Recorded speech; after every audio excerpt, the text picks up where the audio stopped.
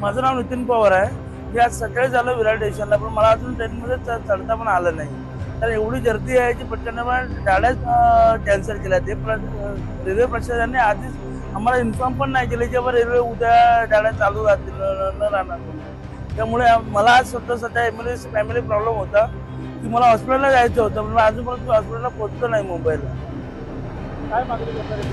Railway प्रशासनाने एवढीच मागणी करतो की विरारमध्ये जाणाऱ्या मुंबईला जाणाऱ्या गाड्या हे केलेल्या लवकरात चालवतात, जेणेकरून माझ्यासारख्या इतरांचे प्रॉब्लेम आहेत।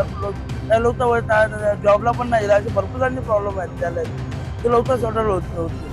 आता पश्चिम रेल्वेवरती 6व्या मार्गिकेचं काम चालू आहे आणि रोज गाड्या ही लोक कॅन्सल करतात आहे, पण सर्वसामान्य प्रवाशांना ही कोणतीच कल्पना देत नाहीत आणि त्यामुळे विरारमधील लोकांना नाहक त्रास सहन करावा लागतो। आणि दुसरी गोष्ट, नालासोपाऱ्यावरून जी रिटर्न येतात त्यामुळे विरारकरांना पूर्णपणे उभ्यानं जाऊन प्रवास करावा लागतोय।